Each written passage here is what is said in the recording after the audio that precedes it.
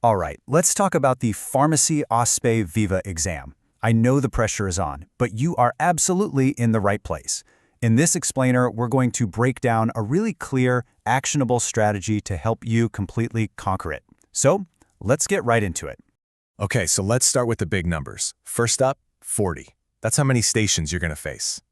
And for those 40 stations, you've got a total of 120 minutes. Yep, that's 2 straight hours of intense, non-stop focus. So what does that break down to?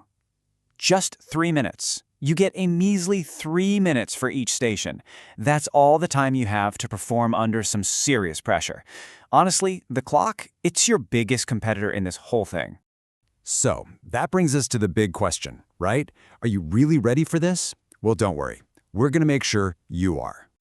All right, first things first. What is the challenge we're actually up against? Because, before you can come up with a winning game plan, you've got to know your opponent inside and out. Okay, so the official name is OSP VIA, an objective, structured, practical examination. But what does that mean?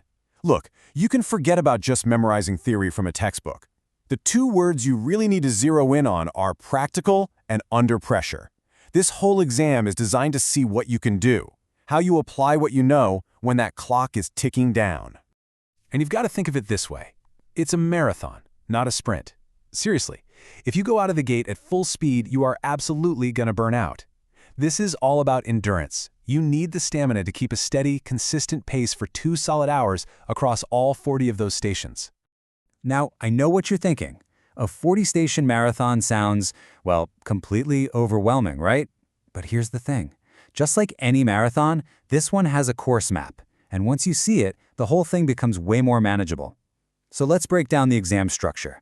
And check this out. Right away, we've got our first huge insight. A massive 50%. Half the entire exam is focused on just 2 things: dispensing and drug identification. I mean, talk about a giant clue for where you should be focusing most of your study time. And here it is, the detailed map. Just look at how predictable this structure is. It's not a random grab bag of questions. You know you're going to get somewhere between 8 and 10 stations on dispensing. You know you'll get another 8 to 10 on drug ID, and so on. All of a sudden, what felt like a big mystery just becomes a clear, simple checklist. Okay, so we've got the big picture, the overall structure. Now it's time to zoom in. We're going micro, to the single most critical part of this whole thing, your battle plan for each and every 3-minute station. Because let me tell you, this is where the exam is either won or lost. In this quote from the guide, it just says it all, doesn't it?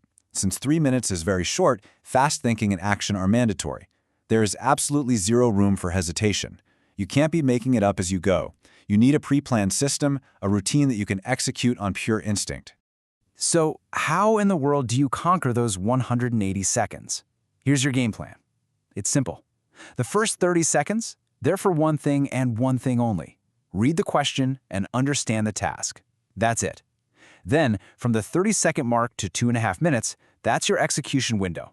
Do the task, document your answer. But, and this is so important, you've got to save those last 30 seconds for a quick review. Just a final once-over to catch any silly mistakes. That one little step can save you so many precious points. Now, having a great plan on paper is awesome, but it's not enough, right? Being able to actually execute that plan when the pressure is on, well, that takes practice. So let's shift gears and talk about how you're going to train for victory before you even set foot in that exam hall. Think of this as your training regimen, your workout plan. First, you need to make that 3-minute timer your new best friend. I mean, practice everything you do against the clock. Next, work on your speed. Speed reading drills, mental math drills, anything to shave off precious seconds. For content, it's simple. Know those top 200 drugs cold, inside and out. And then you put it all together. You have to do full mock OSPEs. Simulate the entire 40-station marathon. That's how you build the muscle memory you need to succeed on game day. All right, last but definitely not least, let's talk about the most powerful tool you'll have with you on exam day. And it's not a calculator or a pen. It's your mindset.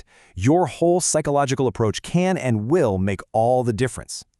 So let's boil it down to some simple do's and don'ts. Do, instantly spot the keywords in the question and give a direct, to-the-point answer. Don't, do not waste a single second writing long explanations, second-guessing your gut instinct, or most importantly, panicking. It's all about efficiency. Every single second you can save on one station is precious mental energy you can carry over to the next one. Okay, now I need you to listen to this next piece of advice very, very carefully, because it is absolutely critical. Move on. Don't waste time on a station you don't know. I've seen it happen so many times. A candidate gets stuck on one tough station and it completely derails the next 10. That is a catastrophic mistake. If you are stuck, it's okay. Give it your best guess and then mentally wipe the slate clean. Reset completely for the next challenge. So after all this, what's the ultimate takeaway? What does it all boil down to? It's this simple but incredibly powerful formula. You train for speed, you practice for accuracy, and you build up that unshakable confidence that only comes from being truly prepared. You put those three things together, speed, accuracy, and confidence, and success isn't just possible, it's inevitable. You've got this. Good luck.